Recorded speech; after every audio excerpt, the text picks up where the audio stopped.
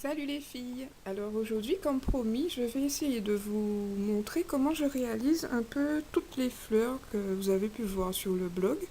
Donc ce sera un petit tuto rapide hein, où j'espère que vous ferez attention à la façon dont je tiens le pinceau et le mouvement que je fais, que j'effectue en fait avec les poils du pinceau, qui me permettra de réaliser toutes les fleurs que vous avez pu voir sur le blog. Donc comme vous voyez ici, j'utilise un pinceau plat carré. Vous voyez, il est plat et carré, rien d'extraordinaire. Hein.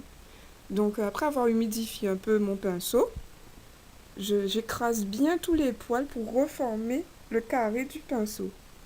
Ensuite, avec de la peinture blanche, que je vais poser sur un coin du pinceau, vous voyez, je ne sais pas si vous voyez, voilà. Et avec une autre couleur, de l'autre côté du pinceau, voilà, nous avons deux couleurs sur le pinceau, comme vous pouvez voir ici. Ensuite, je vais sur une surface, ici ma palette qui est très très sale, écraser tous les poils du pinceau de nouveau pour fondre les couleurs entre elles. Voilà, voilà. Donc regardez bien, ici sur mon ongle, je vais poser le pinceau, regardez bien le mouvement. Je monte, puis la même chose, mais de l'autre sens. Voilà. Ici, vous avez un pétale. Donc si la peinture n'est pas si elle n'est pas assez opaque, vous en remettez un petit peu sur le pinceau. Voilà. Mais tout en refaisant la même chose, en écrasant le pinceau sur la surface pour que les poils soient bien qu'ils reforment bien le carré du pinceau. Donc voilà. Donc vous refaites le même mouvement. Je ne sais pas si vous voyez bien.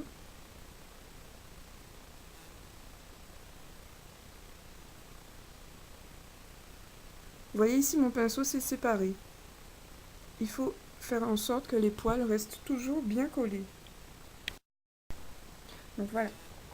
La peinture n'est pas assez opaque, donc on va en remettre sur le pinceau encore. Oui, oui, oui, il faut être patient. Vous voyez, j'en ai remis exactement de la même manière que tout à l'heure, pour que les pétales soient vraiment identiques. Donc la même quantité de blanc, la même quantité de bleu.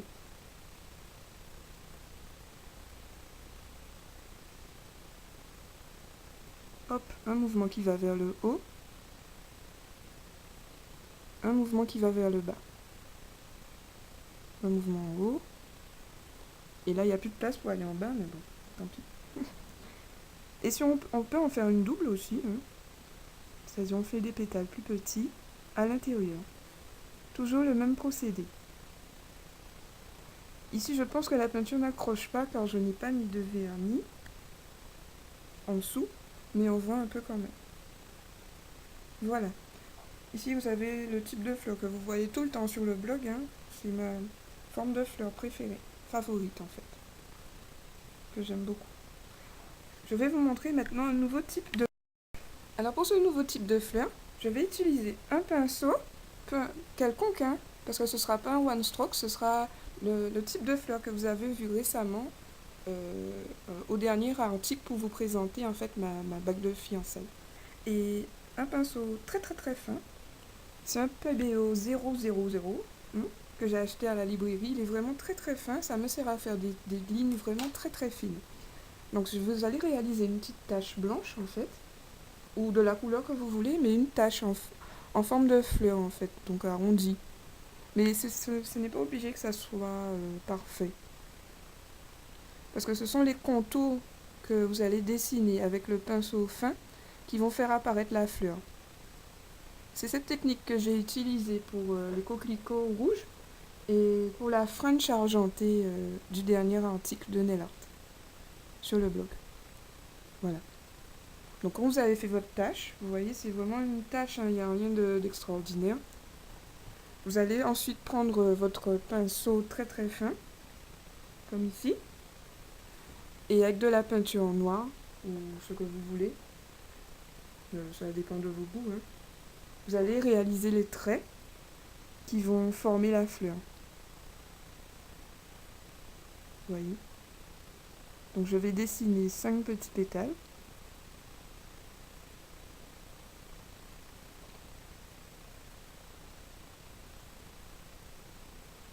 Voilà.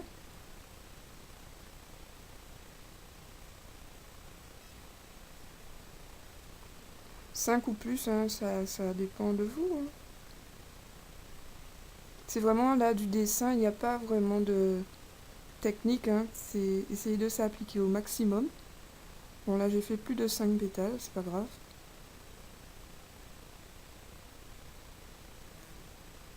C'est un peu le hasard en fait. Voilà. Donc ici nous avons une petite fleur, toute simple. Et vous pouvez rajouter des détails au centre par exemple, des petits traits comme ça. Voilà. Ça demande un peu de dextérité, surtout pour la main gauche. Voilà. Et au centre, vous pouvez rajouter ce que vous voulez, strass, un point de Tintool, ce que vous voulez. Et pour les pétales, ben, juste des petites virgules. Pourquoi pas.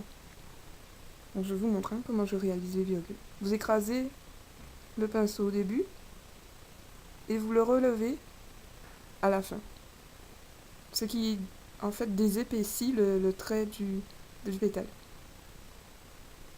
On écrase le pinceau et on le relève au fur et à mesure du mouvement. Voilà.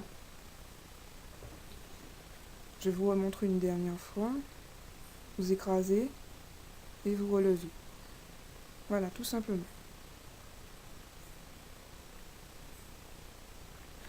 Ensuite,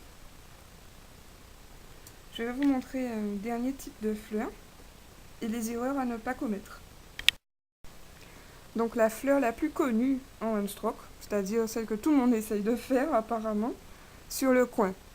C'est-à-dire les pétales arrondis, comme ça.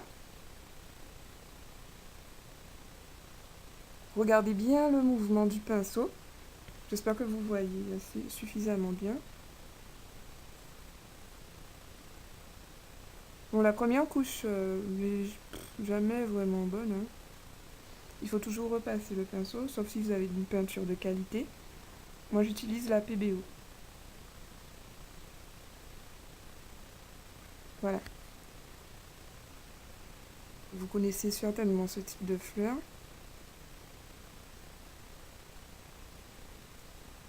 Voilà.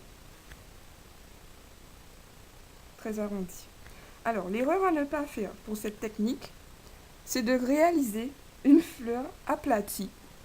Alors, je vous invite à aller voir mon article sur Truc de Karumis Lily, comment réussir son one stroke. Donc, je vais vous montrer l'erreur à ne pas, surtout pas faire. Alors, c'est de poser le pinceau sur le côté, vous voyez comme ça. Là, le mouvement est 0. Écrasez le pinceau au maximum, vous n'y arriverez jamais. Vous voyez, la fleur est horrible. Écraser son pinceau comme ça, non. On tient son pinceau à la verticale de l'ongle et on n'écrase que les poils du début du pinceau. Vous voyez? Merci. Là, les poils se sont déformés à force de mal faire le mouvement. C'est ce qui vous fait des pétales horribles.